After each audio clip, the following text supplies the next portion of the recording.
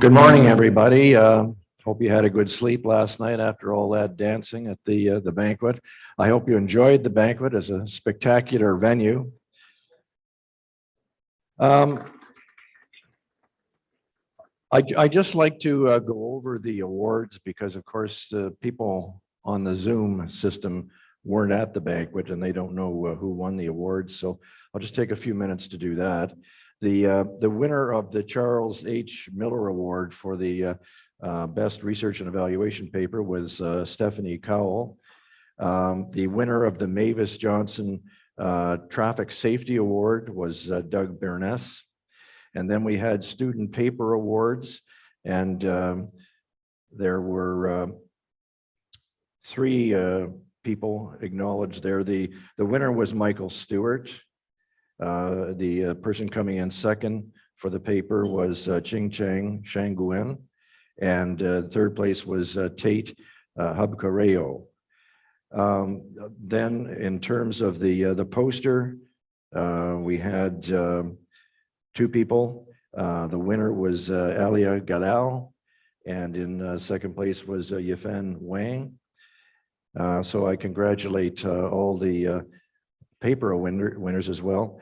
We also awarded the Lifetime Achievement Award to a couple people who've been very central to the success of our road safety in Canada over the last 20, 30 years. So Jenny Bahar was one award winner, and Danius Dalmodis was the other. So that's great for them, and we thank them for all they've done for Canada in the way of road safety. I'd also like to thank all the organizing committee members, and just give me a moment to get that out here. Brenda Suggett served as the Scientific Program Committee chair. Robert Colonna took care of the student competitions and the Young Professionals Committee networking event, which is tonight. Mark Wilson did sponsorship. Joe Roca was general support for the committee. Kelly Bonnell took care of facilities and transportation. Ryan Purdy, audiovisual and registration. Doug Beirness involved in the impaired driving panel, which you'll hear shortly. Peter Kehoe managed the communication, promotion, and photography. Navoda Rilagodej, our research assistant, she was the jack of all trades. She was helping in various areas such as the feed loop. Michael Turpin was our technical organizer. Paul Boase is also involved in the impaired driving panel as the moderator. Vikas Sarvada was provided young professional support. Kim Miller did the organization of the interpretation, and Jacques Malte managed our Zoom and feed loop and was a consultant for audiovisual. So I'd like you to join with me and thank all the people on that committee. They did a lot of work over the last 6 months or more.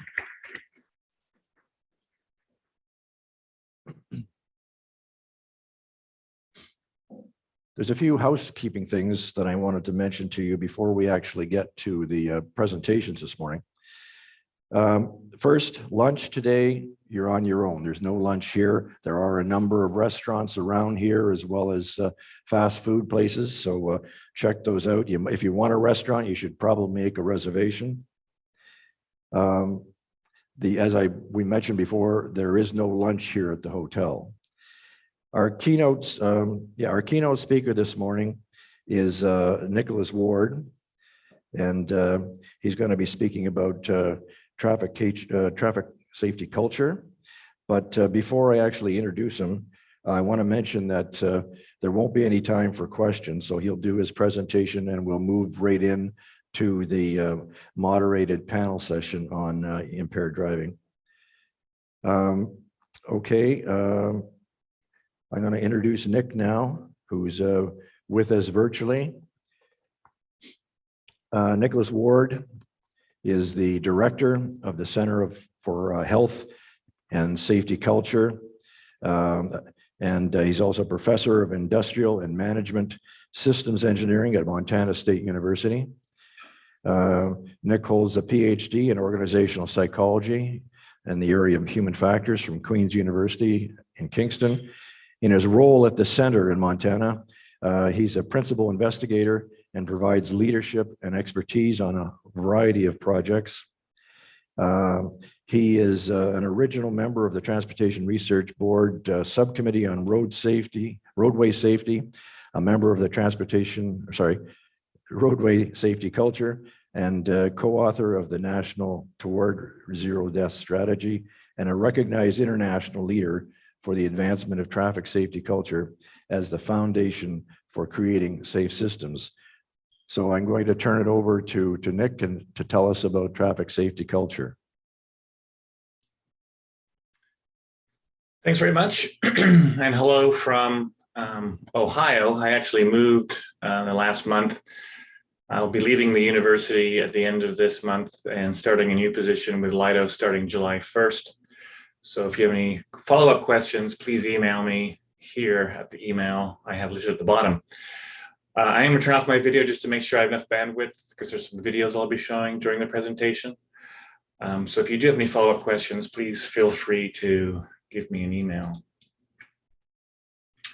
So today's conversation is about what we mean by traffic safety culture and why it's a useful concept as we move forward to try and reach Vision Zero and apply the safe system approach as a framework for getting to Vision Zero.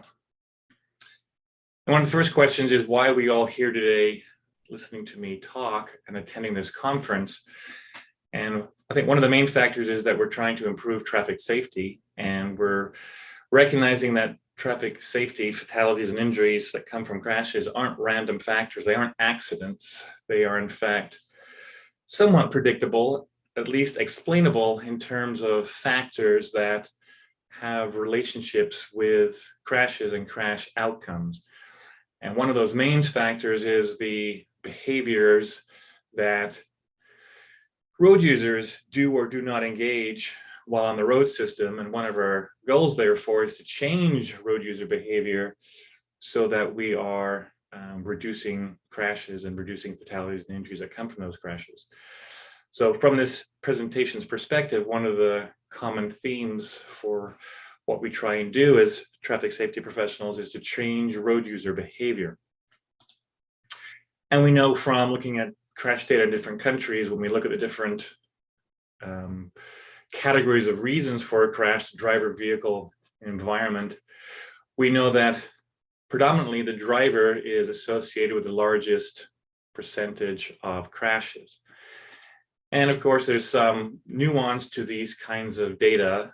This is aggregated data. This is all the crashes associated with drivers or vehicles and environments, but we also know that there are interactions amongst these different factors.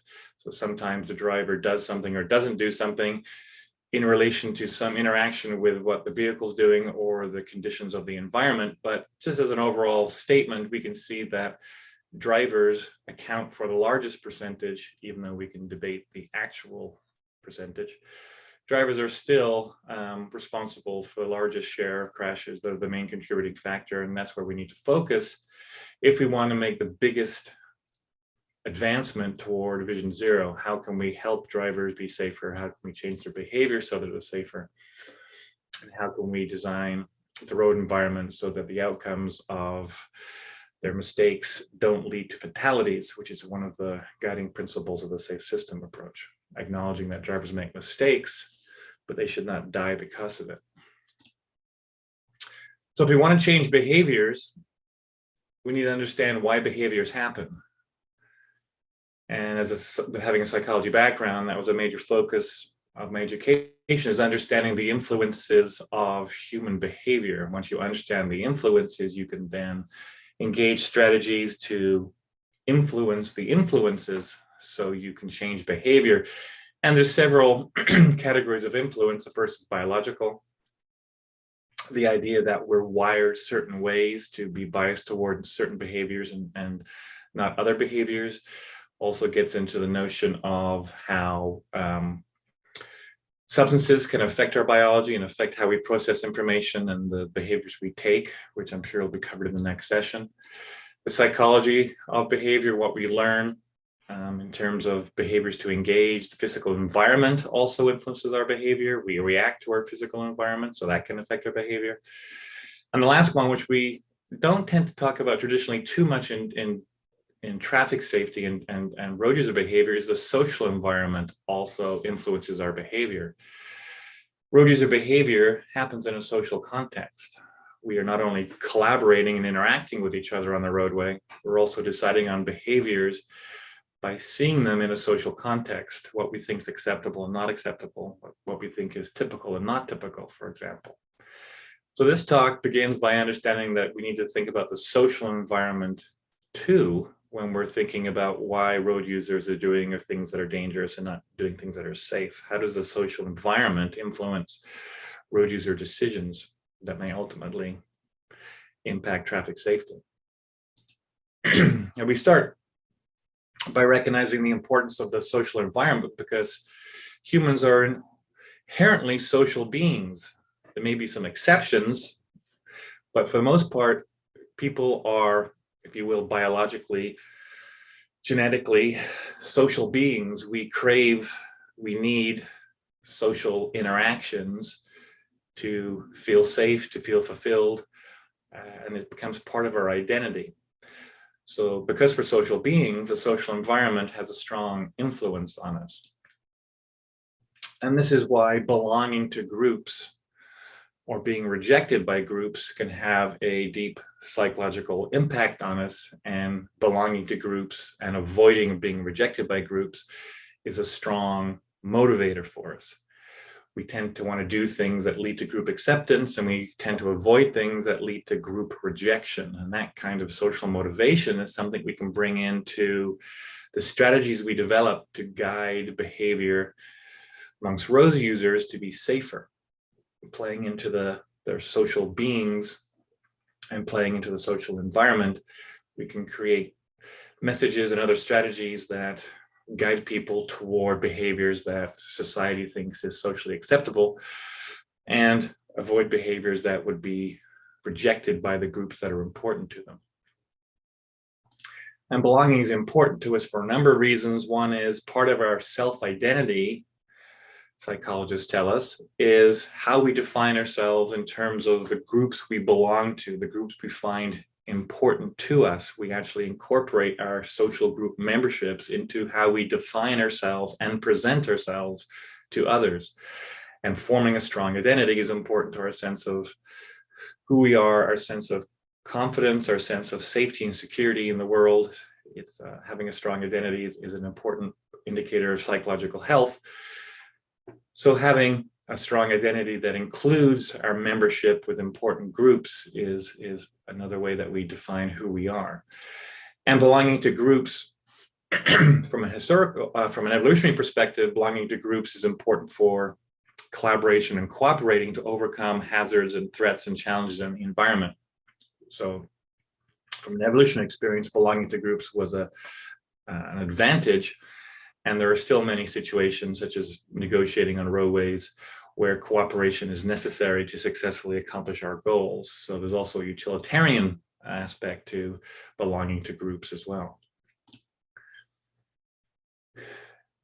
Now, when we talk about the social environment and recognizing because we're social beings, we are influenced by the social environment, this is something that public health has picked up and recognized before. Recognizing that the social environment influences our behavior, so unless we look at the social environment and its influence on our behaviors, it's going to be difficult to make changes. So we could make changes at the local individual level to try and change behavior, give fines, reprimands, and so forth. But if the larger social environment is still encouraging the behavior, it's going to be difficult to see significant sustained change. So for example, if we're trying to give speeding tickets to stop behavior, but we recognize that the larger social environment doesn't necessarily see speeding as a problem. In fact, if you look at lots of our social artifacts, our movies, speeding is something that's glorified, something that people think is fun. So it's difficult to do these individual strategies to change behavior and expect them to work when the larger social environment that's influencing behavior is supporting that behavior. So can we change behavior? Bit of a trick question. The answer is no. You need to change the social environment, and that influences the change in behavior. And this is trying to get us into a mindset to look at the logic of what we're trying to do behind our strategies. Yes, we want to change behavior, but we need to take a step back and understand what's influencing the behaviors, and that becomes the target of our strategies. Our strategies are trying to change the social environment, which we then believe will change behavior. So we're kind of shifting our focus from just changing behavior to changing the factors that influence the behavior to get the change we want. And once the social environment is changed, it will sustain that change.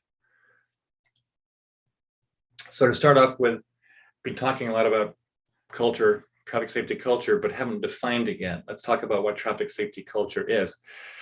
When you look at the literature on culture from sociology and cultural studies, there's been lots of discussion about what culture is, and there tends to be three perspectives from which you can define culture. The first is our artifacts, defining culture in terms of what a group or society produces, and interpreting the meaning, the underlying culture from the artifacts. Here's an example of a seatbelt counselor that's also a beer bottle opener, and this is something you can get from most online car stores. This comes from a Corvette online car parts, but you also can get it from Amazon. What does it say about the culture of a group that manufactures and sells a device that cancels seatbelt warnings and lets you open up a bottle of beer while you're driving? Interpreting culture from artifacts is one way that we can define and examine culture. The other is what we do. Examining the behaviors of groups of people is another way of us interpreting the underlying culture that is influencing that particular behavior. So when we see groups of road users or communities that do lots of speeding, or as in the case of Montana, typically has high rates of fatal crashes, drinking and driving, what does that say about the culture of Montana that would support that kind of behavior? And the third is beliefs, the things we believe about what's acceptable and normal in the world, beliefs about the consequences of behavior, beliefs about our ability to control and have influence on our behavior and the outcomes. We can also look at the beliefs that a group of people have as a definition source for culture. This, of course, requires some additional methodologies to actually get access to the beliefs, what people are thinking, by questionnaires and interviews, because beliefs tend to be private and inside a person's mind. It takes some additional effort to access what they're thinking by getting them to talk or fill in the questionnaire. Here's actually an example of a Montana senator arguing against DUIC laws. Representative Hale.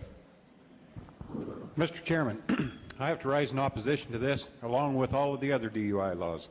These DUI laws are not doing our small businesses in our state any good at all. They're destroying them. They're destroying a way of life that has been in Montana for years and years. These taverns and bars in these smaller communities connect people together. They're the center of the communities. And I'll guarantee you there's only two ways to get there. Either you hitchhike or you drive. And I promise you that they're not going to hitchhike. Thank you. So there you see an example of what a person believes in regard to the issue of DUI laws. And from analyzing what they say, you begin to see what the different beliefs and values and attitudes are that this person has with respect to the topic at hand. And that's another way of defining culture. So we have three ways of defining culture: what people believe, what people do, and what people make. So how do we go about coming up with a definition? Well, the purpose of having a definition of traffic safety culture is for us to use it in the context of traffic safety. And by using it, I mean allowing us to explain traffic safety and predict it. But the trouble with using culture based on beliefs and behaviors and artifacts, all three of those things, is there's nothing really left to explain or predict. You've captured it all within the definition. There's nothing left for the definition to explain or predict. So some people have argued that defining culture in terms of beliefs, behaviors, and artifacts isn't useful because it explains everything and therefore nothing, or it includes everything and therefore can explain and predict nothing else. So if we're trying to come up with a useful definition of traffic safety culture, which lets us eventually develop strategies to change behavior and improve traffic safety, we need to recognize that culture is related to behaviors and artifacts, but in fact, behaviors and artifacts are what we're trying to change. So they need to be separate from what we're defining as culture. So in the end, we end up defining culture in terms of shared beliefs. And in our logical model, it's these beliefs through decision-making, our willingness and intention, that lead to behaviors and artifacts being the outcome of culture. So in our particular application of traffic safety culture, we define it and operationalize it in terms of shared beliefs within a group. And those shared beliefs are what we use to explain and predict behaviors as well as artifacts. And then by changing those beliefs, we can change the behaviors that result from them. So here's a definition that we've used before for traffic safety culture. Traffic safety culture encompasses the shared values, assumptions, and beliefs that influence road user behaviors and stakeholders' actions. So this definition represents this model that beliefs is the influencing force and behaviors is the outcome. If we want to change the outcome, we need to change the beliefs. And here we're focusing not just on road user behaviors, but also stakeholder actions. Traffic safety stakeholder organizations have cultures too. And what they believe determines what they do, what resources they allocate, whether they engage in a certain traffic safety strategy or not. So from a systems perspective, which we'll get to in a moment, we need to not only think about the culture of road users and the behaviors they engage in that may increase crash risk. We also need to look at the safety culture of stakeholder organizations and how that influences the actions and strategies they do or do not decide to engage in. So in addition to our model or our definition of traffic safety culture, we also have an operational model for defining what we mean by shared beliefs. So here we have a number of boxes. Each of them are different kinds of beliefs that is part of a system of beliefs which predict our willingness and intention to engage in behavior. So traffic safety culture is all about deliberate behavior. It's all about understanding how our shared beliefs that define the culture of the groups we belong to influence our decisions and choices of behavior. I won't go into great detail about the different boxes and different types of beliefs specifically, but just enough to say right now that there's a core model where our attitudes about the behavior, our attitudes about the people who engage the behavior, what we call a prototypical image, as well as what our perceived norms are, what we think is expected, what we think is common, and our perceived control over the behavior, all these factors influence our willingness and intention to engage in the behavior. So if we want to change the behavior, we need to change willingness and intention, the decision to engage the behavior, and to change the decision, we need to look at ways to change attitudes, prototypical images, norms, and perceived control. And to change that core model, to change attitudes, et cetera, we need to look at the underlying beliefs that influence attitudes. For example, our attitudes come from what are called behavioral beliefs, which are our beliefs about the consequences and outcomes of engaging in a behavior. If we think something good comes from engaging in a behavior, we'll have a positive attitude toward that behavior. We'll be inclined to engage in that behavior. And finally, we need to look at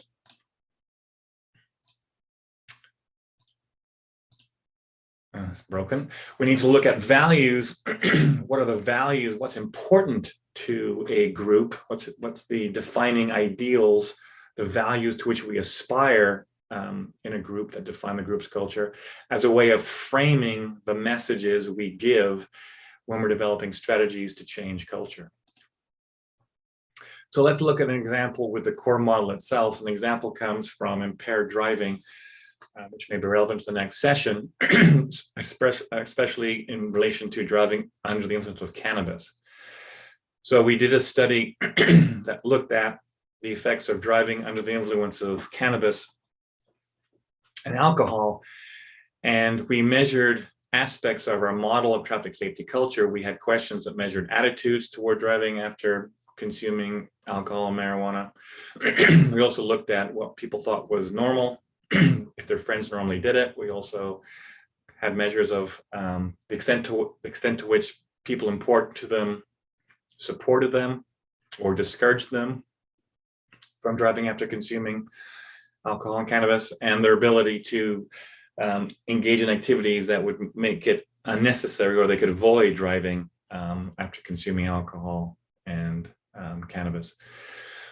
So we had questions of attitudes. For example, how do you feel about driving within 2 hours of consuming alcohol and cannabis? Dangerous versus safe. We had a whole bunch of those.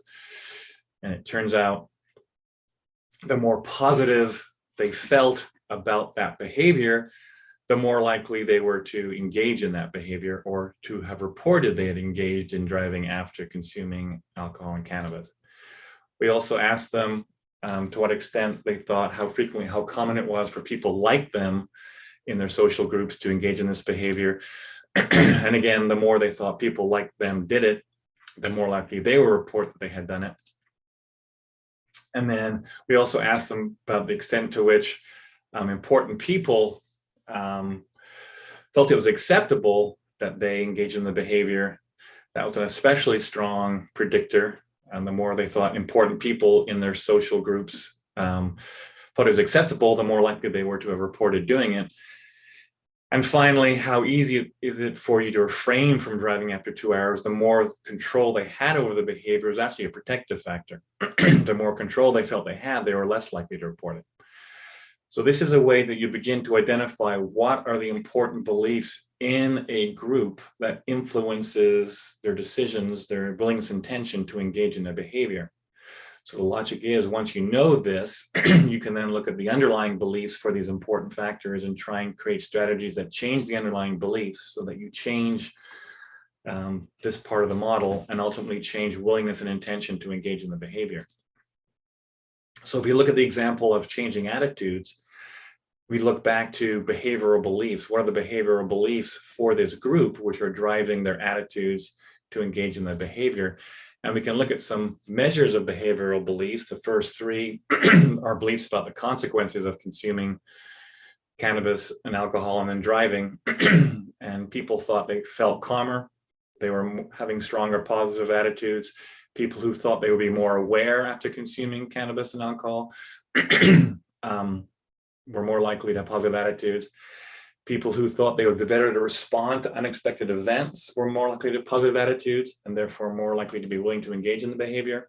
And then there were some protective factors. If they thought they were going to be arrested, have slower reaction times, or be in a crash, they're more likely to have a negative attitude and less willing to engage in the behavior. So you can then look at these individual beliefs and start thinking of strategies you could implement that would change the attitudes and change the willingness and then change the behavior. So, people may feel calmer, and that may be true, but certainly we know from a lot of experimental research that people are not more aware and not more capable of responding to unexpected events. So how do we challenge these misperceptions? How do we create campaigns or other experiences that people who use cannabis begin to realize that, in fact, these are mistaken perceptions, that most people certainly are not more aware and are not more able to respond to unexpected events when they have consumed cannabis? And how do we create campaigns that emphasize these protective factors? How do we create campaigns that reinforce your reaction times are slower, that you're likely to get arrested, that you're likely to have a crash? Campaigns that increase those beliefs would be expected to reduce positive attitudes toward driving after using cannabis and alcohol, and therefore reduce the behavior itself. And then finally, how do we frame these messages? There's different sort of values to emphasize in our campaigns. The frame is sort of the story we tell, the values that we emphasize as important in conveying our messages. those have an influence on how the messages are received. If you're communicating in a frame that implies a value that the group does not believe in, or in fact contradicts what is important to the group, that message may not be well received. And two of the typical messages that we engage in is fear-based messages versus hope-based messages. And we're all familiar with fear-based messaging. It's a frame where we're trying to scare people into being safe by telling the story in a way that emphasizes the negative outcomes and the fear behind engaging the behavior. Here's an example of a seatbelt message that does that.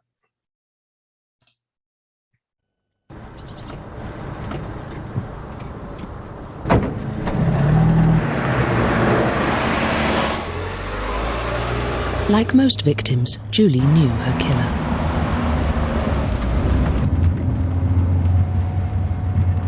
It was her son. He wasn't wearing his seatbelt. After crushing her to death, he sat back down. Think, always wear a seatbelt. Now, to contrast that is a hopeful frame, and a hopeful frame does show concern for the behavior you're trying to achieve, but it actually shows the behavior you want.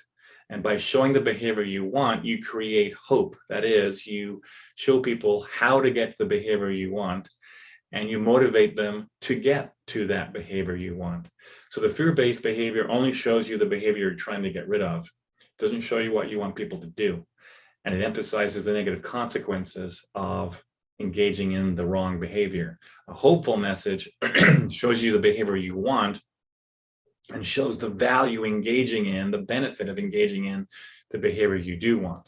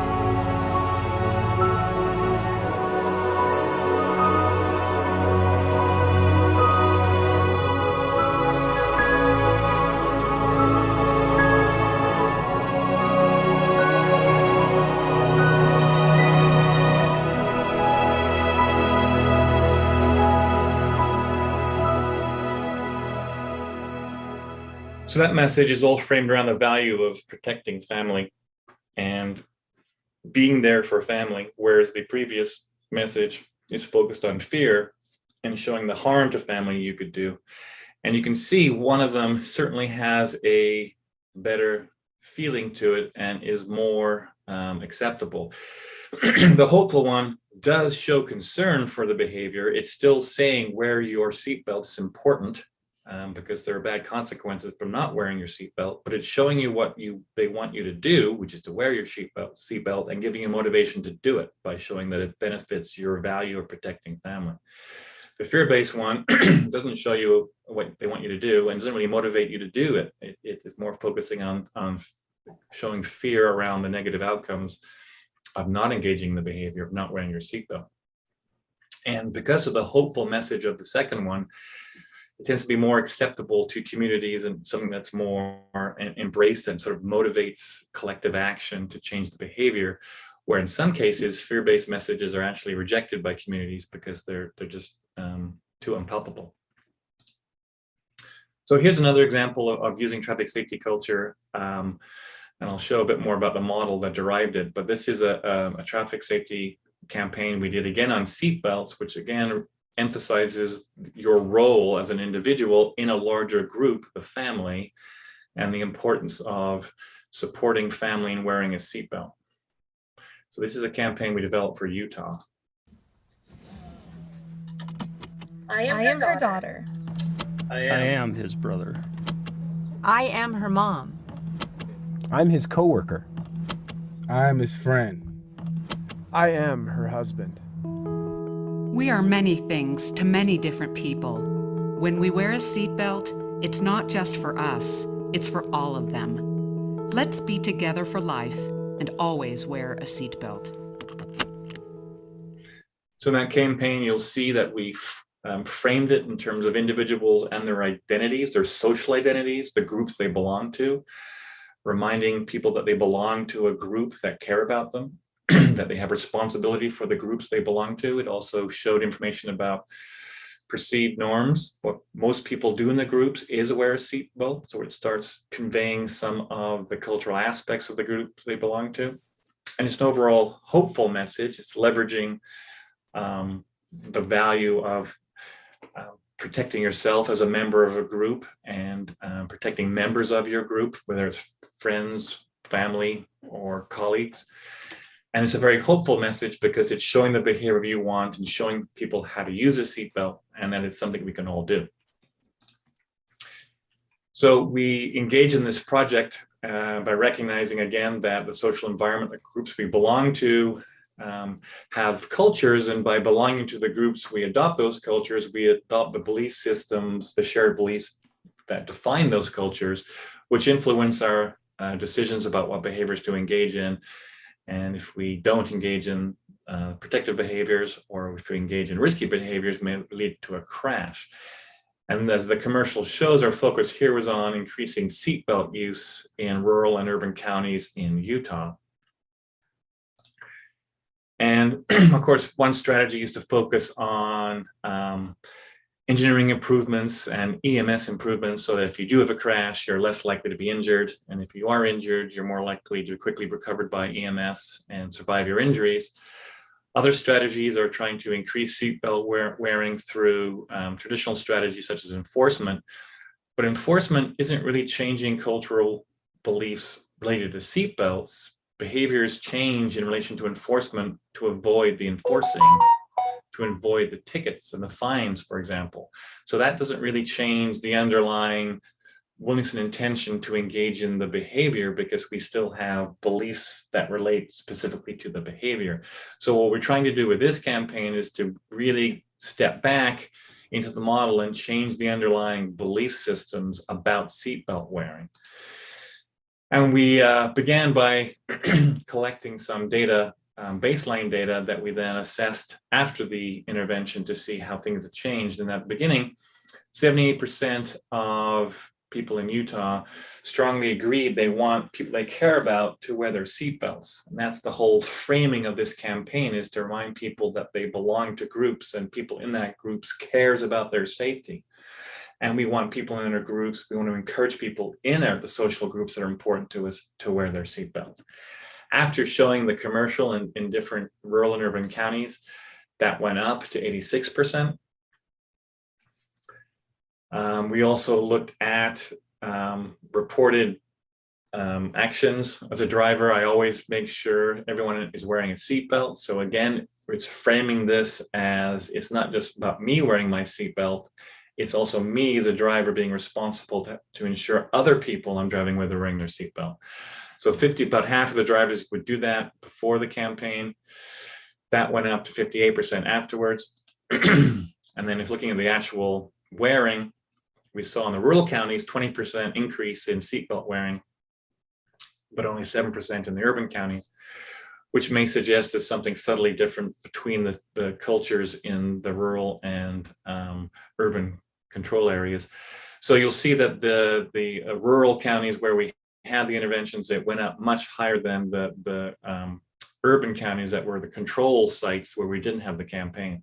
So we see a small but practically significant increase in seatbelt wearing, and we can look back in the model to see the change, the mechanism of change, whereby people were engaging in behaviors to encourage car passengers to wear their seatbelts because they felt more strongly in their belief system that it's something they should do.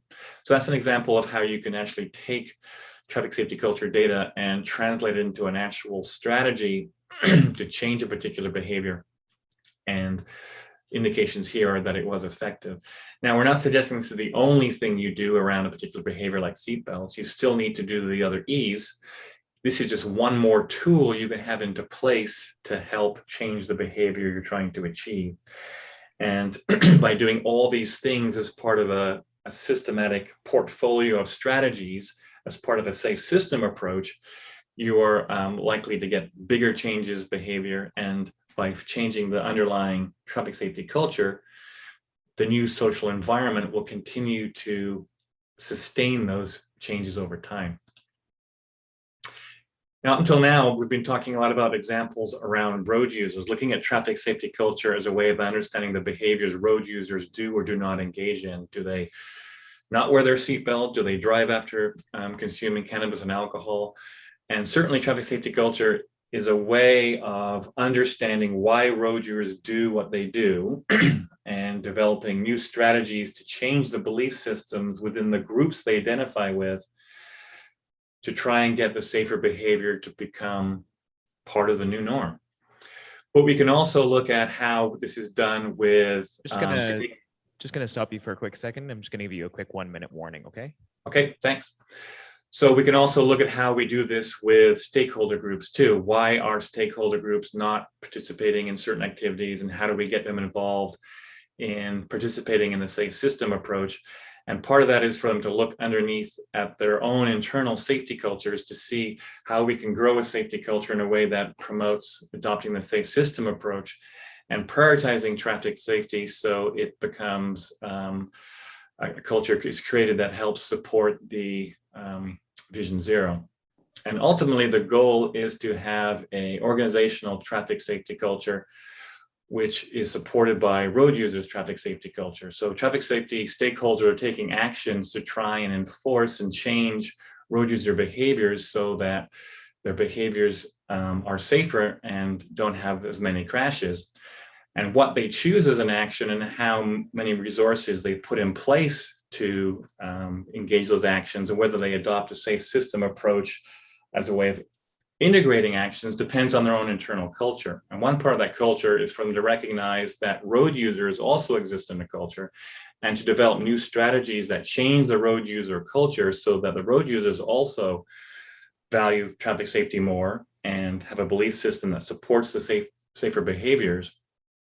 And what we're aiming for is to create a safety culture in road users whereby they prioritize traffic safety. So they actually look back to stakeholders and ask them to do more to improve traffic safety. And then you get this virtuous cycle where traffic safety cultures are improving traffic safety, stakeholders are trying to improve traffic safety and growing a strong positive user traffic safety culture. And that then encourages road users to support and encourage stakeholders to do more to reach Vision Zero. And I think I'll stop there. Thank you.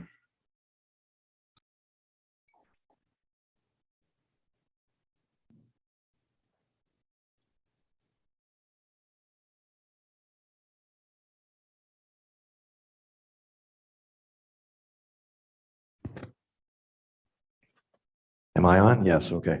Thank you very much, Nick. A very illuminating presentation on traffic safety culture. As I mentioned earlier, we really don't have time for any questions this morning, unfortunately. But I also want to mention that we are giving the Young Professionals Committee a donation and in the name of Nick for his presentation. So thank you again, Nick, and talk to you soon. Just before we go on to our next event, which is the panel on impaired driving, I wanted to mention that Valerie Smith, who's with Parachute, asked us if we would share that the Canadian Injury Prevention Conference will be held in Vancouver in November from the 2nd to the 4th. There will be a strong road safety stream at that conference. However, the call for abstracts ends at the end of June, 4:30. So if you're interested, start writing. If you want to get more information about this conference, you could go to the the British Columbia Injury Research and Prevention Unit website.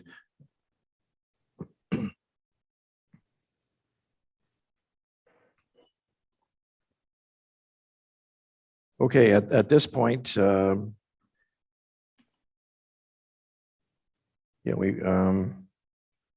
I'd like to invite Paul Boase, who is the Chief of Road Users at Transport Canada, to come up, and he is going to moderate the next session on impaired driving.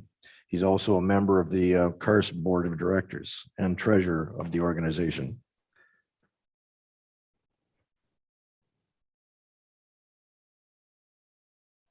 Invite the panelists to come up to the table. We're going to do this a little bit differently than perhaps some of the other ones.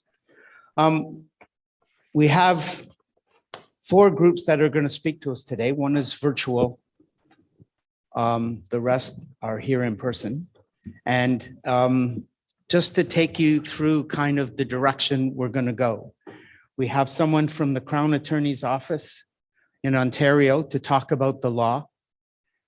We have 2 police officers, one experienced in alcohol investigations, one experienced in DRE, to talk about how that law gets applied on the streets. Then we have Doug Beirness, who's going to describe to us what happens if the officers have to do their job on a particular driver. What about those drivers?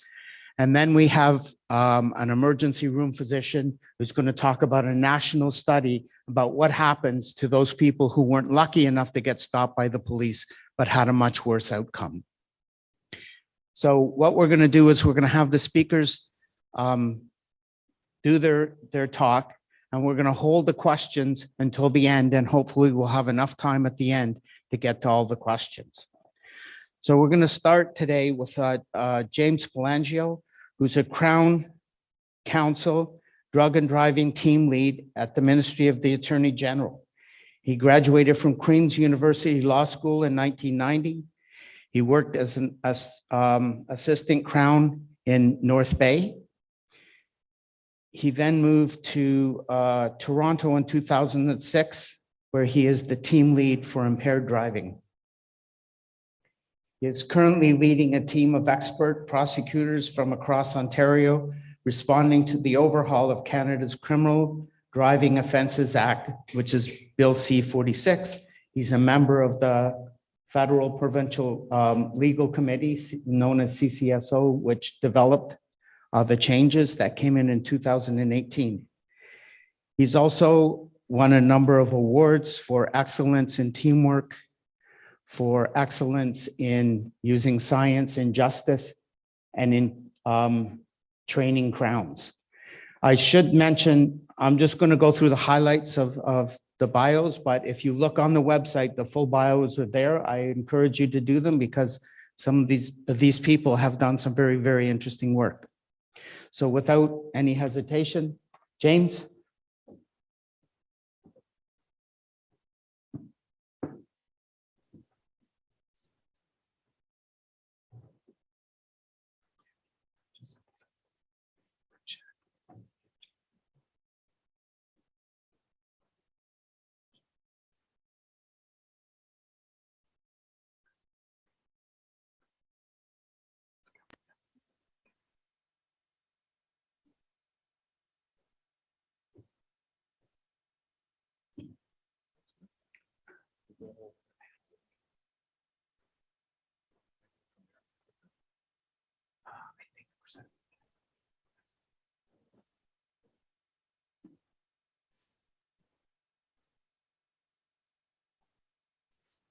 Morning. Because I'm a lawyer, there's always a disclaimer that goes with whatever I have to say. Anything that might be construed as an opinion or a view is mine alone and not necessarily those of the Attorney General of Ontario. So the presentation title is probably far more ambitious than I can possibly hope to cover in the time that I've got, and especially with 13 different jurisdictions that are all having their own experiences and perspectives. So I can speak primarily from my own, which is that of a Crown prosecutor in Ontario, leading a group of other expert Crowns from across the province, and whose main responsibility is dealing with the implementation and constitutional challenge arising from Bill C-46, which was introduced in 2018, and the legalization of cannabis. So I'll begin with an explanation of what's been happening by and large, sort of across the country in very general terms. And then what I'll try to do is, by taking two examples, one from the alcohol stream and one from the drug stream, to try to illustrate what it is that I'm talking about.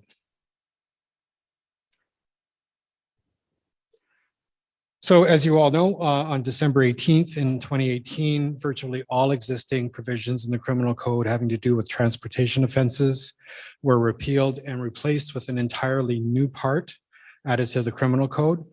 This change represented the most sweeping overhaul of Canada's transportation offenses since the breathalyzer and the 80 milligram limit were introduced in 1969.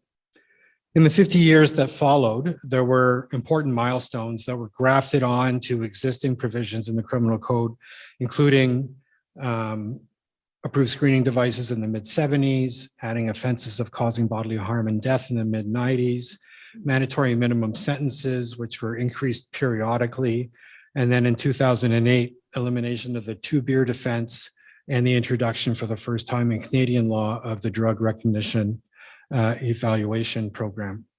But after 2008, it became apparent that a major overhaul was necessary to truly modernize, streamline, simplify, and harmonize Canada's transportation offenses regime. And those were changes that took into account advances in science, in technology, and the evolution of the law, and recognizing its limitations. And of course, the legalization of cannabis added a whole other layer to the need for an overhaul. So since December of 2018, this is what's basically been happening across the country. So in the first, from December to December 2019, we had a lot of transition issues. So transition is, in Ontario, for example, there were approximately 8,000 cases in the system when the new law changed. And depending on when the trial commenced, some of the new provisions were deemed to apply retrospectively to those existing cases. And the issues around transition were, well, like, what's the impact of these new amendments on these existing cases that are already in the system? So there are very few cases that still remain that are pre-December 2018. So I won't dwell on that. And since then, most of the sort of issues have been around interpretation and application. So those are closely related, but they're not exactly the same thing. Interpretation is, there's a whole body of law around statutory interpretation. And the issues there are, what does the provision say? What does the provision mean? How is it different than what came before? What does this change mean? Why was it changed? And what did Parliament seek to achieve in making the change? Those are the kinds of issues that are addressed when you're doing statutory interpretation. Application is, we know what the law says, but how does it actually work? And how does it fit into the overall scheme? What is different than what was done before? And then you have constitutional challenges. So constitutional challenges don't arise in every case. Notice is required not only to the Crown Attorney involved in the prosecution, but the Attorney General for the province and the Attorney General of Canada all have to be notified when a constitutional challenge is launched. And that constitutional challenges seek to answer the question as to whether the new provision violates the Charter of Rights and Freedoms. And if so, is it nonetheless saved because it's a reasonable limit that can be demonstrably justified in a free and democratic society? Constitutional litigation is complex, time-consuming, and challenging. And the evolution through interpretation, application, and ultimately resolution of the constitutional issues is a slow process. There are very few appellate court decisions currently on any of these provisions. And even at the best of times, the progress usually goes through at least potentially four levels of court before it ends up eventually in the Supreme Court of Canada. And that process is probably taking a little bit longer than it would normally would have in light of the closure of courts during COVID. So to drill down a little bit deeper, to give you some examples, this is an example of an alcohol provision to illustrate what I'm talking about. Probably the most controversial aspect of the new regime was mandatory alcohol screening, or MAS. In the Senate, MAS was initially voted out of the legislation by the slimmest of margins, namely a tie vote, before the House refused to take it out of the legislation. The House described it as a cornerstone of Bill C-46 and sent it back to the Senate, which eventually passed it. So what is MAS? MAS is an additional screening power that does not depend on the ability of a police officer to detect whether a person's been consuming alcohol or not. It is, however, tightly controlled in terms of its parameters. So the officer has to have an approved screening device or an ASD with them in their possession when the demand is made. So when I talk about interpretation issues, one of them, for example, is what does in their possession mean? Does that mean they have to have it actually physically in their hand? Is it okay if it's in the cruiser? Is it okay if it's on site during a rides program? Those are issues, like that's an example of an interpretation issue. The operator has to be, or the person has to be operating a motor vehicle at the time. So actually pulled over in the driver's seat or in care or control of a motor vehicle. It's only available for alcohol. It's only available for motor vehicles, not other types of conveyances like vessels, for example. And the officer has to be in the lawful execution of statutory or common law powers. And perhaps because it was so controversial, even in Parliament, MAS has been by far seen the highest number of constitutional challenges to date across the country. The good news is that all decisions have upheld the constitutionality of MAS. I think that's partly because MAS already leverages settled law in areas such as arbitrary detention and the suspension of rights to counsel during screening measures. Nothing about MAS changes any of that existing law. And the focus has really been around the Section 8 search and seizure issues. So the arguments advanced by both sides are complex. But perhaps one of the most significant factors from the Crown's perspective is that suspicion-based screening, which is screening that requires the officer to detect whether a person's been drinking or not, is highly ineffective.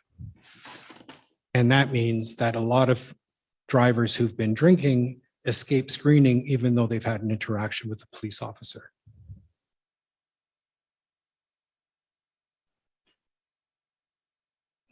So there are at least a dozen or so rulings from across the country that have upheld MAS. By far, most of them are in Saskatchewan and Alberta. These, I'm giving you here an example of cases from most of those jurisdictions. The evidence tendered by both sides in these cases and how the courts come to their conclusions differs. But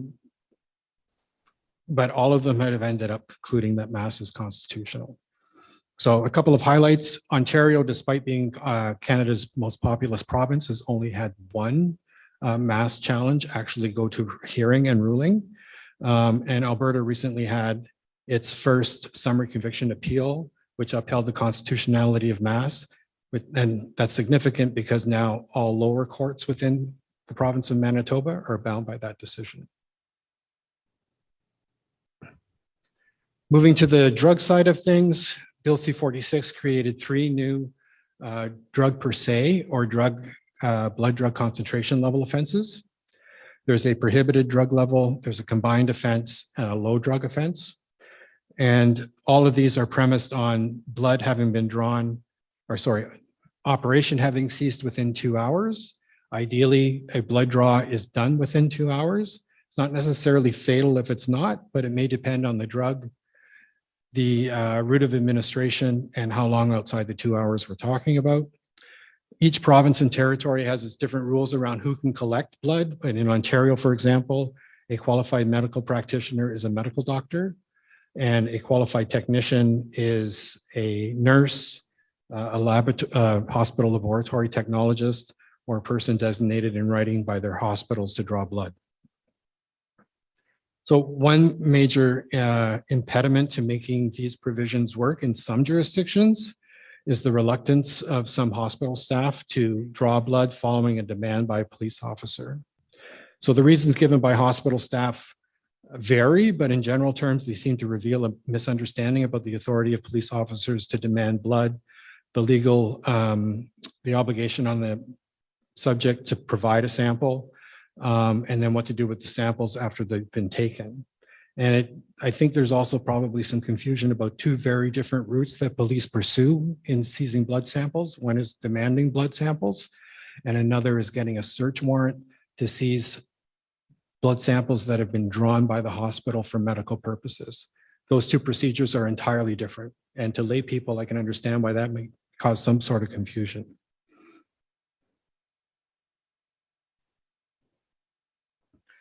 The drug levels are established by regulation, which means that it's a lot easier to change than amending the criminal code, which is why they're in a regulation. So new drugs can be added, levels can be changed far more easily. There are 8 illicit substances, LSD, the 2 active ingredients in magic mushrooms, PCP, 6-MAM, which is a metabolite of cocaine, metabolite of heroin, ketamine, cocaine, and methamphetamine. The only 2 that have a level are THC and GHB. There's only 1 combined drug offense for THC and alcohol. Lower levels of both in combination can produce a greater impairing effect. And there's only 1 low drug offense right now, which is THC. That reflects Parliament's precautionary approach. The low drug level offense, for example, isn't subject to the mandatory minimum penalties. So to date, there are only 3 constitutionality rulings involving per se level offenses that I'm aware of. All involve THC. There are 2 unreported decisions from Nova Scotia, one involving the 5 level and another involving the 2 to 5 level, the low drug. The other is Robertson, which is an Ontario case. It's currently under appeal. I'm not going to say much about it. This was the case in Brampton involving 4 fatalities. There was a challenge to meth causing death, but that was abandoned in Ashton. And then the accused was sentenced to 6 years. It's the first meth involving death fatality. And then Robertson, again, is the first THC case involving a fatality. And Robertson was sentenced to 17 years. And that's it. Thank you very much.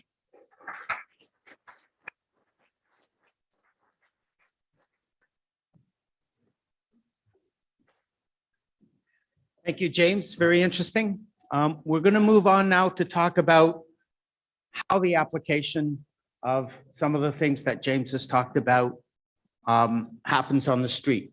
We have 2 Sudbury police officers, Constable David Hamilton, who was raised in Sudbury and got honors BA in law and political sciences from Carleton University. He's been an officer for 15 years. He's worked in a number of different units. He's a collision reconstructionist and a drone pilot, and the coordinator of the impaired driving breath, blood, alcohol program. He's also the provincial field coordinator and a breath technician instructor on the operation of the intoxilizer. Constable Chris Clement is a member of the Sudbury Police Force since 2019. He came up here from Waterloo, where he'd been an officer since 2000. He's currently on assignment with the Traffic Management Unit. He's been qualified as an FSFT and a DRE instructor since 2007. He's participated in many workshops and training courses.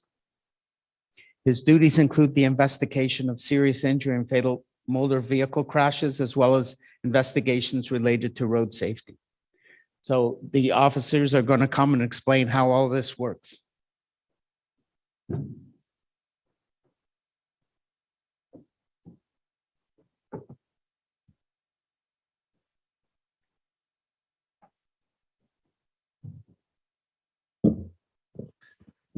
Good morning, everyone. I'm Constable David Hamilton. This is Constable Chris Clement, and we're honored to be here this morning to share a little bit of information on how police in Ontario both investigate and enforce impaired driving laws. So first, it's important to discuss what impaired driving is. So according to the Criminal Code of Canada, there are 4 criteria that must be met in order to lay a charge of impaired driving. As you can see under section 320.14 sub 1, there are A, B, C, and D. A indicates that someone operated a conveyance while their ability to operate is impaired by any degree by alcohol or a drug or a combination of both. B says they have a blood alcohol concentration that is equal to or exceeds 80 milligrams of alcohol in 100 milliliters of blood. C includes a blood drug concentration that is equal to or exceeds the blood drug concentration for the drug that is prescribed by regulation. And finally, D outlines a blood alcohol concentration and blood drug concentration that is equal to or exceeds the BAC or blood drug concentration for the drug that is prescribed by regulation. The next slide is a tangled web of possibilities and outcomes that a police officer faces when they pull somebody over. The blue section outlines alcohol. The green section in the middle is a combination of drugs and alcohol, and the pink section includes drugs. So you can see that there are many choices and outcomes that an officer deals with on a traffic stop. First, we'll discuss testing for impaired by alcohol. So the criminal code provides 2 ways for police to test for alcohol in the body. One is through breath alcohol testing, and the second is through blood alcohol analysis. So one way that we test is the use of an approved roadside screening device. And the photo on the slide is a Draeger Alcatest 6820 approved screening device. A lot of people refer to it as the breathalyzer. We use this on drivers at the roadside to determine if in fact their blood alcohol concentration is in excess of the regulated levels. There are 2 ways that an officer is authorized to use this device. As James pointed out, there is mandatory alcohol screening available to the police, or the officer forms suspicion that the driver has consumed alcohol. This slide outlines the differences between the conventional approved screening device demand, which requires the officer to form suspicion that the person has consumed alcohol, versus the requirements of MAS, mandatory alcohol screening. The chief differences here are time and the availability of the approved screening device. So when we talk about the conventional demand, we're talking about the officer asking questions, detecting an odor of an alcoholic beverage emanating from the driver's breath, and other indicia of impairment. The time limit on that conventional demand is up to 3 hours, and the officer does not have to have the approved screening device with him or her at the roadside. On the flip side, under MAS, when an officer pulls somebody over and they intend to use the MAS or at a spot check, for instance, they have to have that intention prior to engaging the driver, okay? So they have to read the demand as soon as practicable in the presence of the driver, and the driver obviously has to be operating or in care and control of the conveyance. There are 3 outcomes to using the approved screening device. First is a pass between 0 and 49 milligrams of alcohol in 100 milliliters of blood. If you're a full G-class driver in Ontario, you are permitted to have up to 49 milligrams of alcohol. You can go out for dinner, have a glass of wine, a beer, and still drive home legally. When people ask me, impaired driving, is it really illegal? Well, no, it is legal up to a certain level, right? As far as BAC is concerned. The warn range is when the driver produces between 50 and 99 milligrams of alcohol in 100 milliliters of blood. In Ontario, this results in a 3-day driver's license suspension. And the fail is when the driver produces 100 or greater milligrams of alcohol in 100 milliliters of blood, which results in an arrest for impaired or operating over the legal limit. You may ask, why is the sprue screening device calibrated to be 100 and not 80? Reason being is we want to ensure that by the time the person is arrested and transported to the police station for further testing, which we'll discuss in a minute, that their BAC is in fact at a level that will be higher than the legal limit.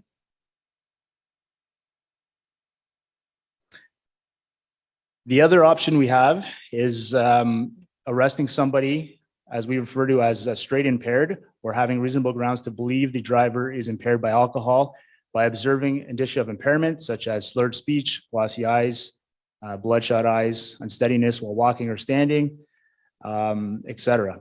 So in that case there, we do have the authority to arrest somebody without using the roadside screening device.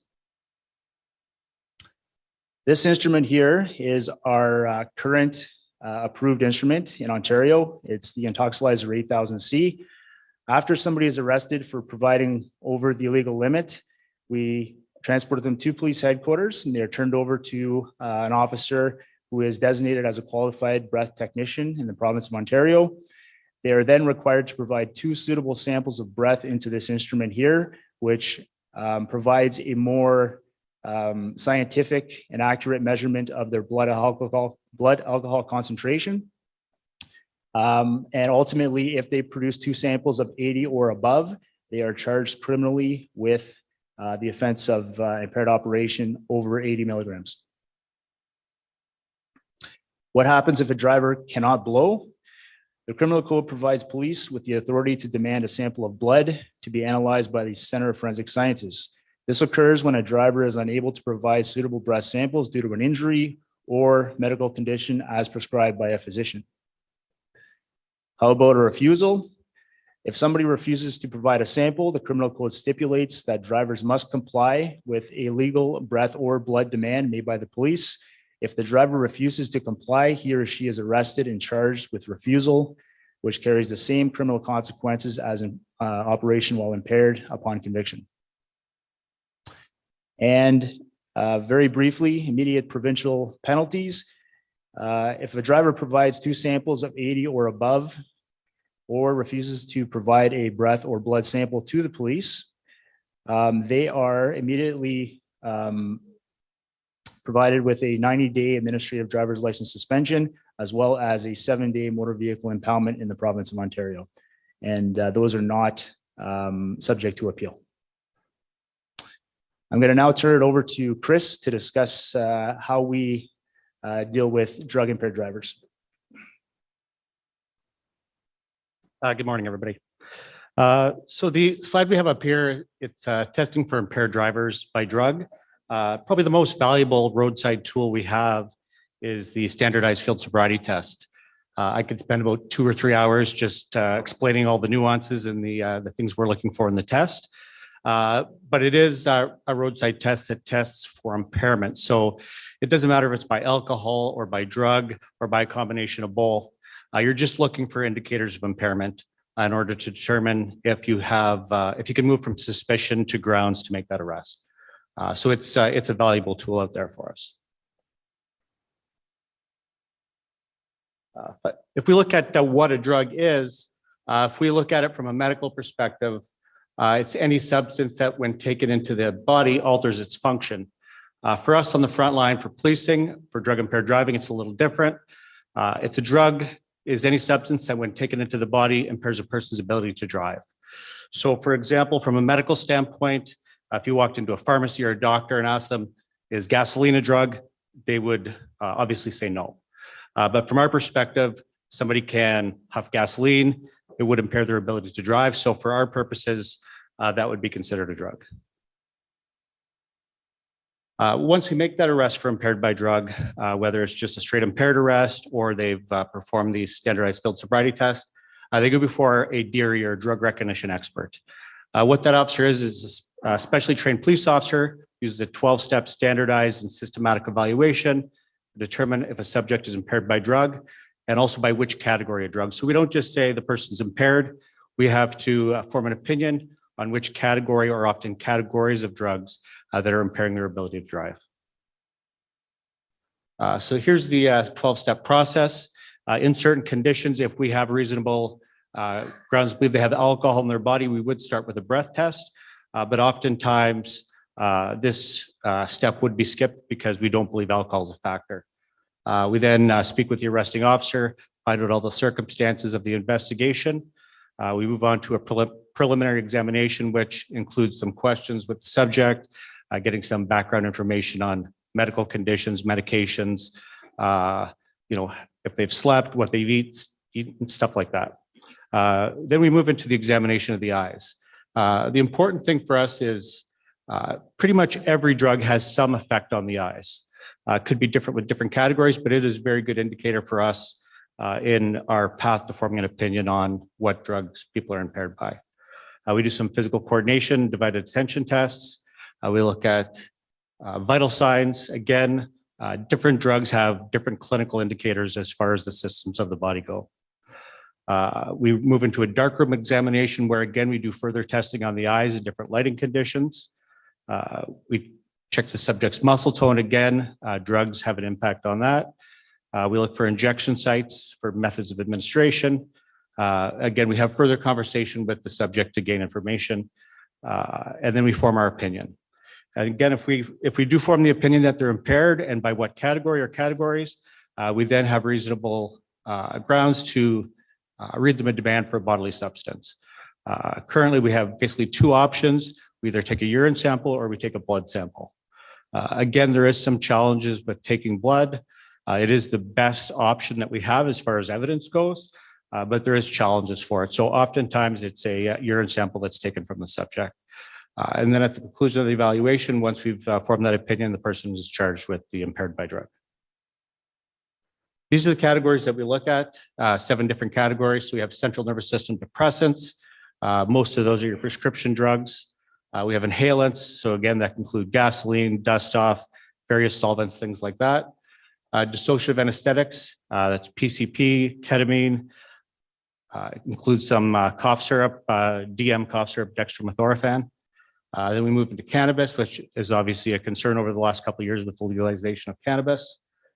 Central nervous system stimulants, so that would be your cocaine, your crystal methamphetamine. It would also include some prescription drugs for things such as ADHD. We got your hallucinogens, so this could be your ecstasy, magic mushrooms, things like that. And then narcotic analgesics, which is again a big topic with the opioid crisis. And this is by far, over the last couple of years, the largest category we've seen in our impaired by drug drivers.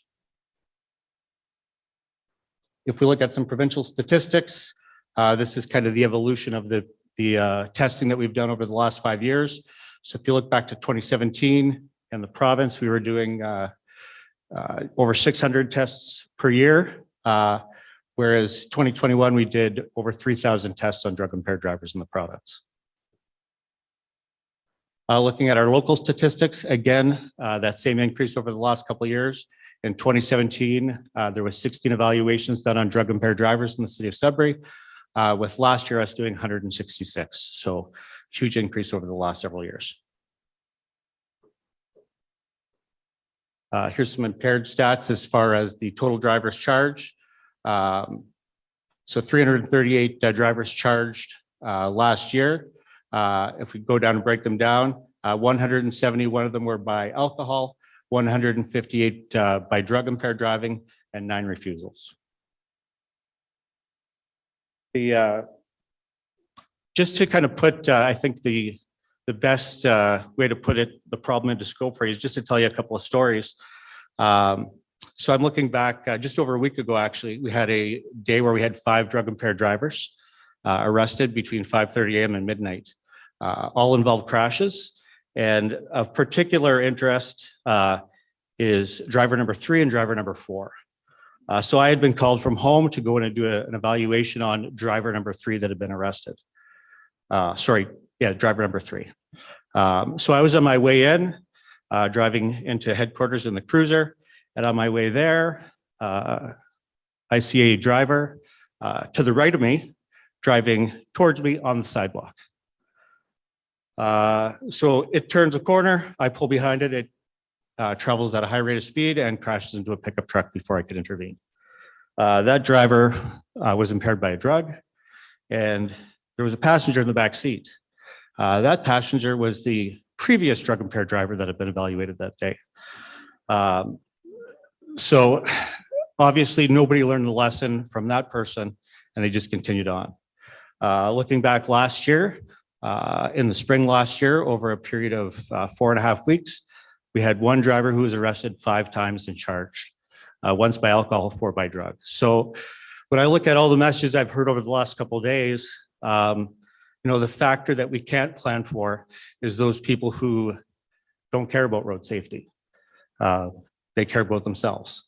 And that's a difficult thing to plan for, right? So those are the things we're facing out there. A lot of times people think the problem's going away. It's not, it's still out there. And we're going to continue to do our best to deal with it. Thank you for your time.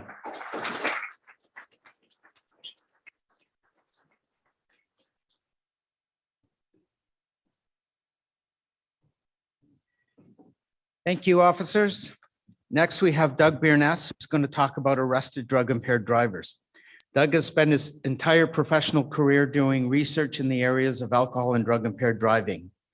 He has an MSc in addiction studies and a PhD in psychology, specializing in behavioral pharmacology. He currently serves as a senior research associate with the Canadian Centre on Substance Use and Addiction, and also works as an independent researcher. He's published many papers and been part of many national and international workshops. He was a past chair of the Transportation Research Board's Committee on Alcohol, Drugs, and Transportation Safety, and is currently a member of the Canadian Society of Forensic Science Drug and Driving Committee. He's recognized by the International Association of Chiefs of Police as a DRE ambassador, and he's received the Haddon Award from the International Council on Drugs, Alcohol, and Traffic Safety. He's previously received the Lifetime Achievement Award from CARSP, and as you know, if you were at the Cave last night, he won the Mavis Johnson Award for programs in road safety. So Doug.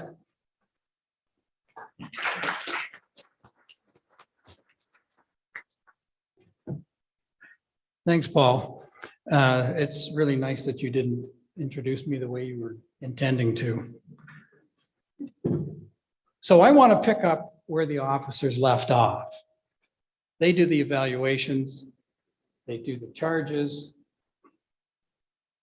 and where do we go from there? So first of all, let's have a look at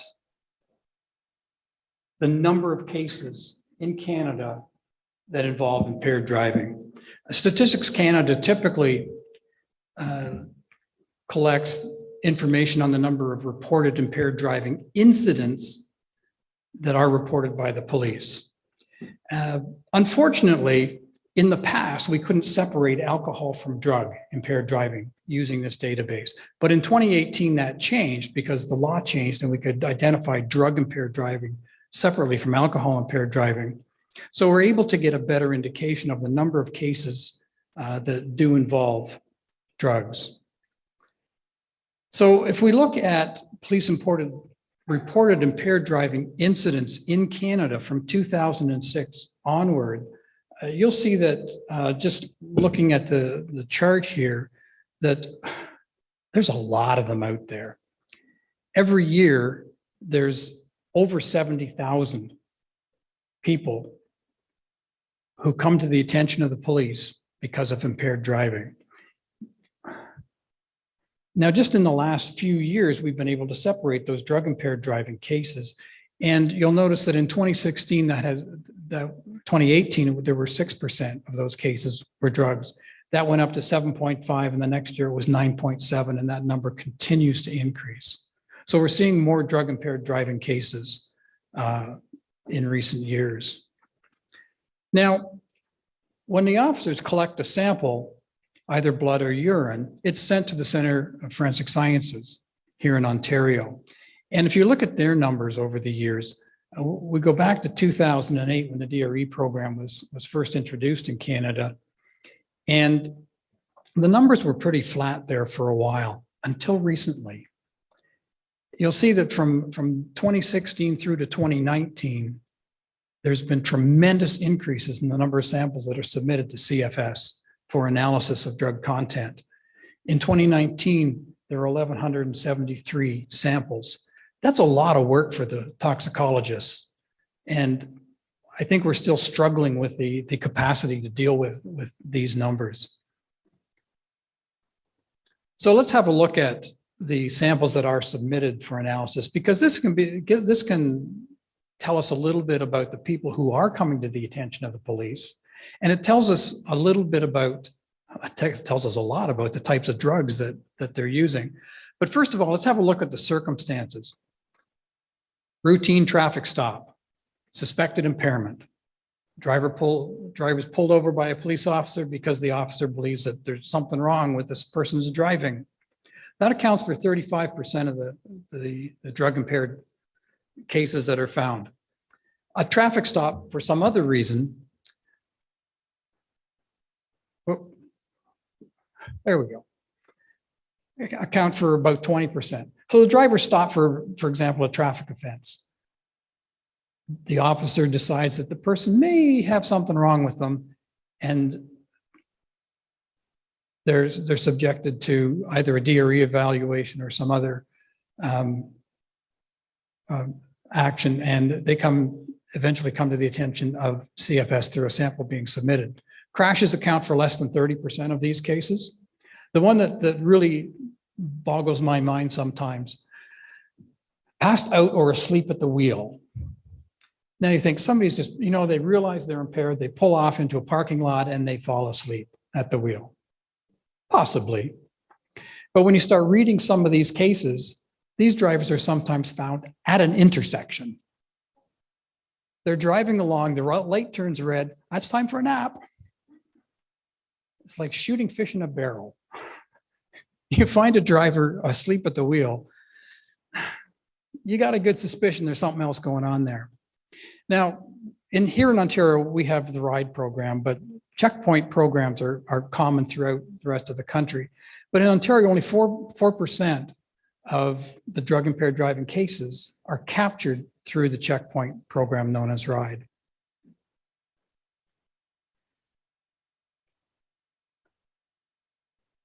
Blood has become the preferred sample. It is the preferred sample when you're looking for drugs. But we're still seeing that over 80% of the samples that are submitted to CFS are urine. The number of blood samples is increasing. It gives us a better indication of the extent of drug use and the extent of the effects on the person's behavior. So we're looking at 13% are blood. However, in 2019, after the criminal code amendments that James talked about, we're up to 27%. And I expect that percentage will continue to increase provided that the hospitals and the medical staff, the people who are authorized to draw blood, continue to cooperate. This chart shows the number of cases by weekday and the hour of the day. What I really wanted to do was show you the difference between alcohol impaired driving and drug impaired driving. But when you do that, the chart becomes just so complicated that it's very hard to show the differences in the trends. But what you'll see here is that there is a spike in the daily number of cases that are reported right about midnight. And that's not uncommon with alcohol either. Here you'll see that the the largest number of cases occur about midnight, Friday night into Saturday. There's a spike there. And that spike is a little bit there on Saturday night and into Sunday. If you look at the alcohol case, you just have to take my word for this. Those spikes are bigger on the weekend for alcohol than they are for drugs. Drugs are more common during the week than alcohol because people use drugs all the time. Doesn't matter, time of day or day of week. That's not really the case with alcohol. Yes, there's some of that, but alcohol is more of a social drug and it occurs mostly on the weekends. So there's a difference there in terms of the time and the day of the week that occurs. So here's the distribution of age and sex. First of all, we'll look at males. The age group that most commonly comes to the attention of the police for drug-impaired driving is 26 to 35. And then it decreases thereafter. When we look at females, you'll see that they tend to be not so common among the younger age groups. Males are more common among the youngers, but in the older age groups, females are more prevalent. And this is important for a couple of reasons, and we'll get there in a minute. But males account for about 80% of all cases. Less common among females, not unexpected. The drugs, the categories of drugs. What I've done is taken all the different substances that are available to people to try and drive after, and they do. But if you group them according to the DRE categories, it becomes a little bit easier to understand what's going on. Depressants are the #1 category. And was mentioned, these tend to be, to a large extent, prescription medications, not necessarily used for their intended purpose. Some of them are, but a lot of them don't appear to be. The doses and the concentrations that we're getting out of depressants are much higher than therapeutic doses. Stimulants, right up there. Cannabis accounts for 55% of the samples that are sent to CFS. It's going to be interesting over the next few years to see if that increases. Narcotic analgesics, these are the opiates. They're getting close to 50%.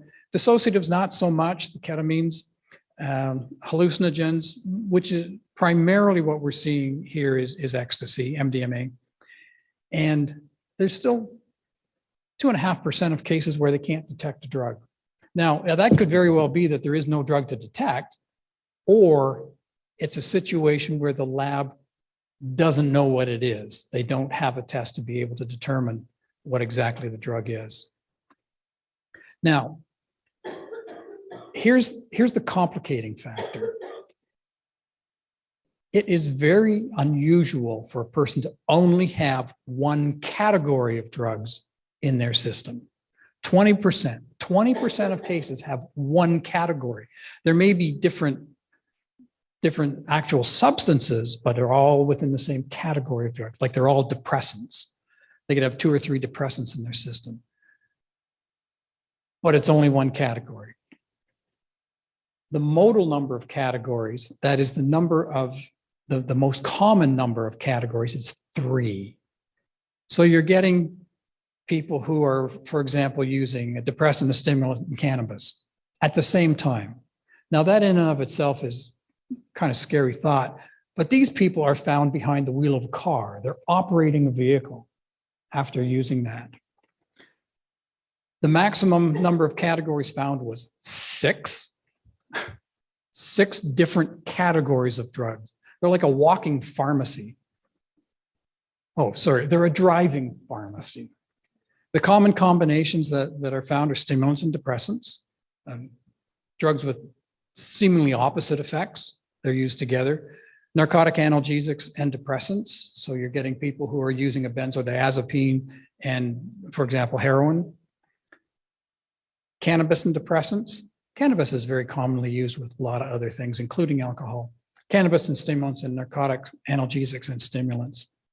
So it's not just single drugs. We can't focus on just single drugs because people take more than one.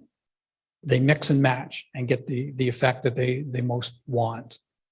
So if we look at drug categories according to driver sex, you'll see that the yellow bars there are the females. Females are more likely to use depressant drugs. And in a lot of cases, this is the result of them being prescribed a benzodiazepine, for example. And that use of the drug, they're using it all the time. And they may use more than they intend to, but they drive after. So that seems to be more common among females. Males like their cannabis more than females do. But when it comes to stimulants, this was somewhat of a surprise to some people, that males and females are equally likely to use stimulants, particularly methamphetamine. Meth is used equally commonly by men and women. Narcotic analgesics, again, a lot of this begins with prescription medications, opioids for pain relief. And the other drug categories are not nearly as common. Dissociative anesthetics in general are not very common, and they don't show up in the drug-impaired drivers that often. So just in summary here, the data from the lab is telling us a good deal about what's going on the roadways. If we can use these different sources of data, they provide a little bit different window on the problem. And we begin to understand better that not only drug use by driver, but the kinds of drug use patterns that drivers are using. And it can tell us about the times of day when we should be looking for these people out on the roads. The daytime use of drugs is much more common than the daytime use of alcohol. We can learn about the demographics of various groups who are using different types of drugs. That's kind of important too, because it helps us not only to identify these drivers, but to develop our programs and our prevention activities targeted to particular age and sex groups. We can identify those high-risk groups and the situations in which the drug use occurs. One of the things we can also do with these data is track trends over time. And the one that we're most interested here lately is the trends in cannabis. We're seeing cannabis show up more and more often, and it's showing up with different types of drugs as well. It seems to be one of those drugs that once you're taking something else, having a little bit of cannabis just sort of tops it off. And we're using multiple drugs. And cannabis is usually one of those drugs. The data can also be used to evaluate countermeasure programs. Not only can we track the use of cannabis over time, but we can look at countermeasure activities that have been implemented and introduced to help curb particular drugs or drugs use in general, and see how that's reflected in the samples that are sent to CFS. And that's all I have to say.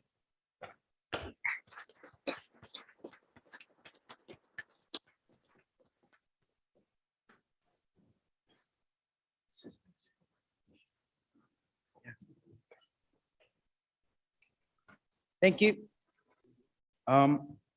Last but not least, we have Dr. Jeff Brubacher, who's an associate professor at the University of British Columbia. He's going to talk to us about the National Drug Driving Study, Insights on Drug Driving from Canadian Trauma Centers. Dr. Brubacher practices emergency medicine at Vancouver General in British Columbia. He's an associate professor in the University of British Columbia Department of Emergency Medicine, director of the Emergency Medicine Research Program at Vancouver Coastal Health, and director of the Road Safety and Public Health Research Group at UBC. He focuses on road safety with special interests with drug-impaired driving. He's received a Scholar Award and Health Professional Investigator Award from the Michael Smith Foundation for Health Research. He's the principal investigator on the investigation of the role of cannabis in motor vehicle collisions funded by CHR, and on a national study on the prevalence of drug and alcohol impaired driving funded by Health Canada and Transport Canada.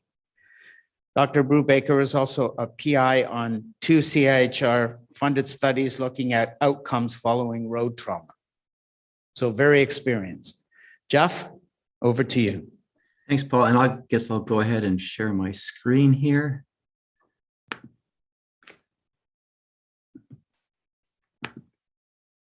Okay, good. Can everybody, I assume you can see that. Let me know if you can't. So yeah, thanks, Paul. I'm going to talk about the National Drug Driving Study. Just as Paul mentioned, we've had funding from various sources for this study. Transport Canada gave us pilot funds way back a decade ago when we started. We've also had funding from CIHR and Health Canada, as well as several provincial governments. So the study has been measuring toxicology in injured drivers in British Columbia going back to 2011 at Vancouver General Hospital, where I work. And starting in 2018, we expanded outside of British Columbia so that now we have 15 sites across Canada. These are the red stars that you see. And we're just this year expanding to include 2 additional sites. One of them is Sudbury, actually. We hope to get data from Sudbury. It's too early in the morning. Data from Sudbury starting later this summer. So I'm going to tell you the results from the 15 sites across Canada. So just to give you a sense of how the study works, we're studying injured drivers of a personal vehicle, so a car or light truck, that come to hospital within 6 hours of their collision, and they get blood work done as part of routine medical care. So this is a picture from the trauma center at Vancouver General, where I work, just to give you a sense of what this might look like. These are drivers with, we categorize them as moderate injuries. These are drivers who typically come to hospital by ambulance. They're brought into an acute part of the emergency department. On arrival, they usually get an intravenous line started. They get blood tested as part of routine clinical care. These are not drivers, sort of the walking wounded who were in a fender bender, come into the emergency department a couple hours later because their neck is sore. Those drivers, the walking wounded, do not generally get blood tests. Not all of these drivers are admitted to hospital, so we can break them down into the more seriously injured who get admitted to hospital. The way the study works is when the blood is sent off for clinical purposes, it goes to the lab, and the lab uses some of it, but typically there's a little bit, a cc or 2 that's left over, and that's the blood that we obtain for this study. That blood is set aside, it's frozen, and it's later analyzed at the provincial toxicology lab here in British Columbia. So these are the results from the first, from 7,000 drivers collected since 2018.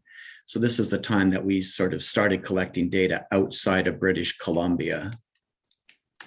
And I hope you can see the full panel there, but on the far left, you see any substance.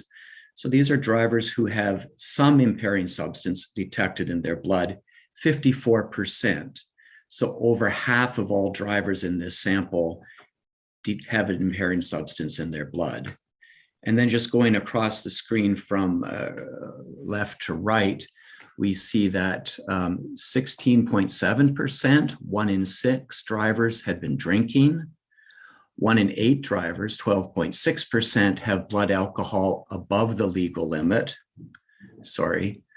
In terms of cannabis, we see 30% have carboxy-THC. That's this first one, THC-COOH, carboxy-THC detected. So that doesn't mean that they're impaired by cannabis, but carboxy-THC is an inactive breakdown product, but it means that they're cannabis users. They've used it sometime in the last couple of weeks. But we talk about the higher THC levels. 8% have THC above 2 nanograms per mil, and 3.5% above the higher per se limit of 5 nanograms per mil. So 3.5% above 5 nanograms. Other classes of medication, the opiates, or these are the narcotic analgesics also referred to, 11.3%, so about 1 in 9. Other recreational drugs, that includes primarily in this sample amphetamines and cocaine, so CNS stimulants, also about 1 in 9, 11.9%. And then the category sedating medications, those would be the CNS depressants, so benzodiazepines, antidepressants, sometimes over-the-counter antihistamines are included, are found, and that's about a quarter of drivers, 26.3% have the CNS depressants detected. Okay, the picture is not the same across Canada. So we show, each panel shows the prevalence going west to east, starting in British Columbia through to the yellow bars are AP Atlantic provinces. And I was expecting when we started to get data from outside of BC that we were going to see lower rates of cannabis use in other provinces compared to British Columbia. But in fact, that's not what we found. BC has the lowest rate, even though it probably has the highest production rate of cannabis. That's where a lot of cannabis is grown. But BC has the lowest rate of drivers with high THC levels. If you look at the drivers with THC greater than 5 nanograms per mil, the prevalence is 2.2% in British Columbia, compared to 3% in Ontario and almost 8% in the Atlantic provinces. In fact, if we look at this, we see that the highest prevalence for every substance is found in Atlantic Canada. Second, in the middle is Saskatchewan there in the teal, and actually British Columbia seems to have the lowest rate of substance use across the country. This is in injured drivers. We can break it down by sex as well and just kind of compare with the graph that Doug gave just previously. But we see that the blue bars, men, for most substances, men have higher rates of substance use than females. We see that especially for alcohol.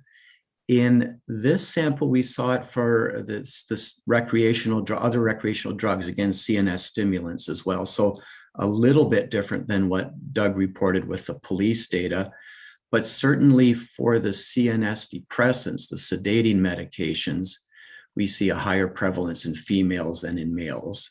That's the only case where females have higher prevalence than males. In terms of age, we can break that down just crudely as less than 30 or greater than 30. And here it's, I think, what you'd expect to find. Younger drivers tend to use more substances. We see that especially for alcohol. We see it for THC. To a lesser extent for the other recreational drugs. The older drivers, though, have a higher prevalence of sedating medications, a little bit, 28, 29% versus 21% in the younger drivers. And the older drivers have a higher rate of opiate use as well.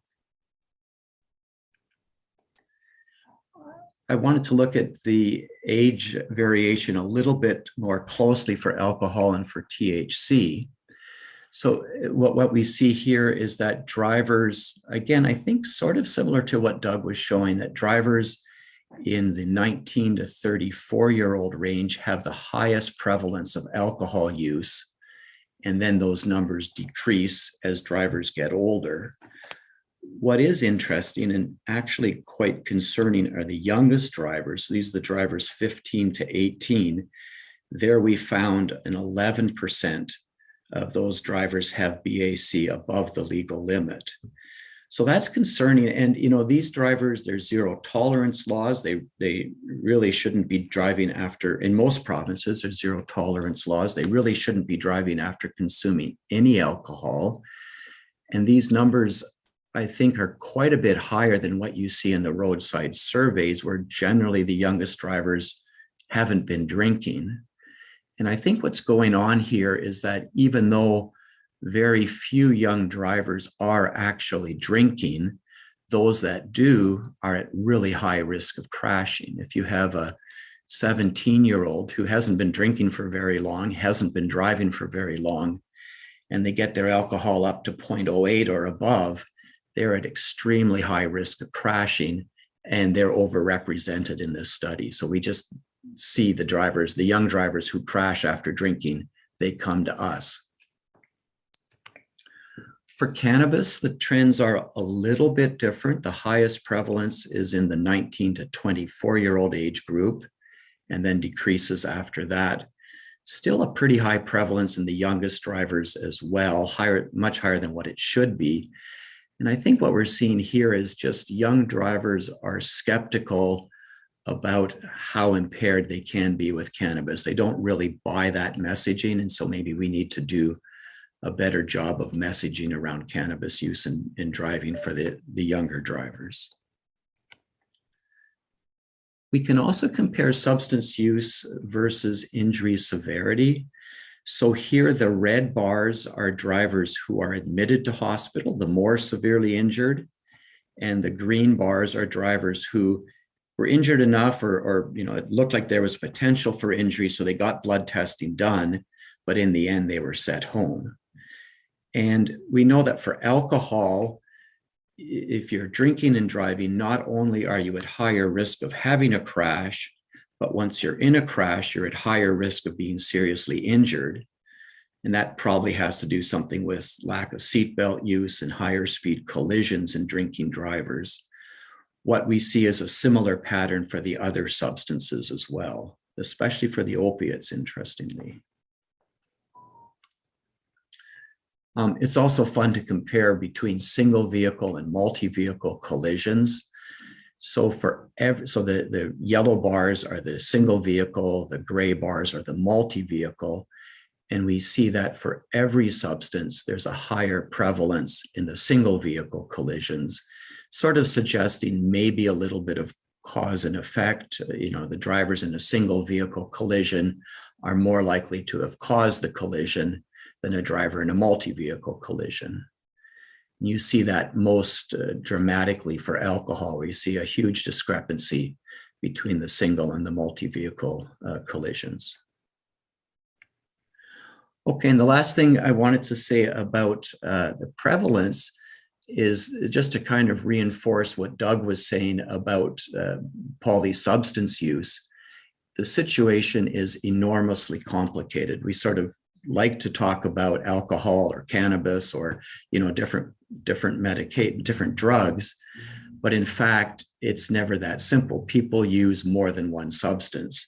So these ellipses show the prevalence of different drugs. This one is alcohol, and if you compare here other recreational drugs, this ellipse where they intersect are drivers who took both alcohol and another recreational drug. And then you get the superimposed ellipses for cannabis and medications. And the point to draw home is drivers are equally likely or more likely to use multiple substances than just a single substance.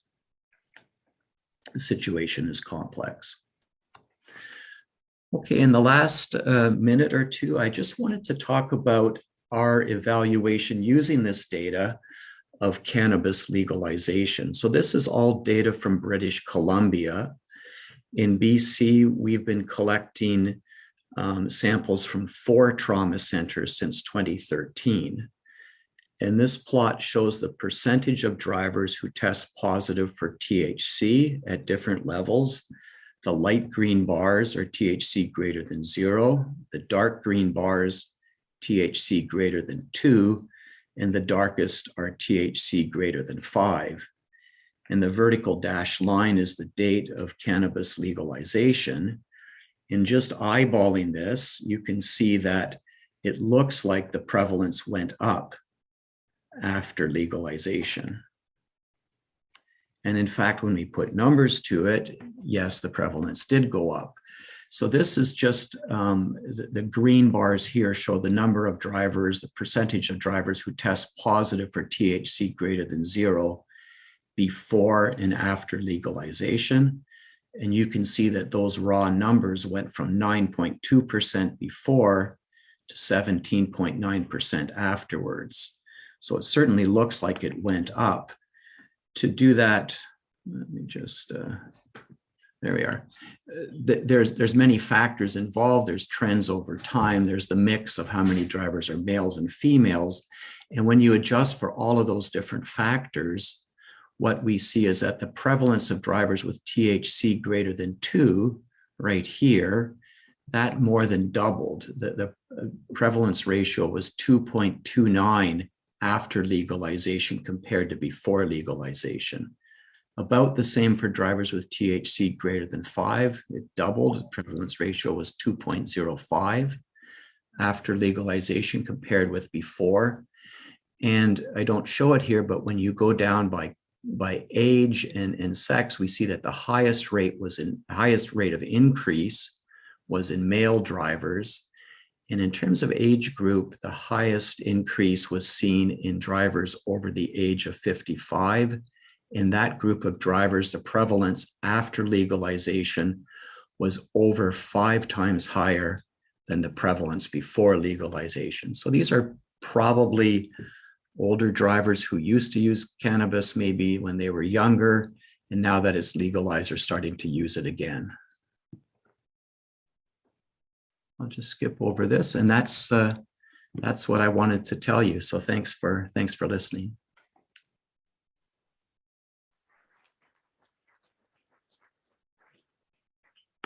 Thank you, Jeff.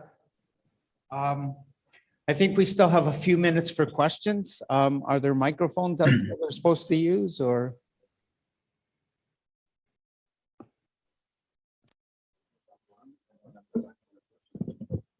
Okay, so we have a question over here.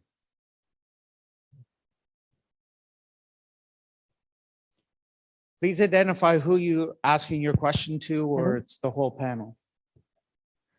Hi, everyone. Thank you so much for the very informative talk there. So I actually have 2 questions, but I don't want to take up anyone else's time. If anybody else has questions, you can interrupt me. But my first question is, how do ASDs or assisted screening devices work in the context of tolerance, specifically for medical users? I'm an educator. I work with cannabis impaired driving programming, and I have a lot of students ask me about their parents who are medical users. When is it okay for them to drive them to hockey practice? We know that cannabis varies, individuals vary, so there is no set golden number I can give them 4 hours after your parents are good, right? So yeah, I guess my question is, what do I tell these kids who want to have some sort of benchmark of safety for their parents who are regular users? I can respond to that. Oh, back that off a little bit. There is no benchmark. Alcohol is metabolized at an average rate of about 15 milligrams per hour. Okay, but it depends on body size, age, sex, how much sleep that person's had, last meal, things like that. So my best advice is, if you're going to have more than one, then plan for a safe ride home.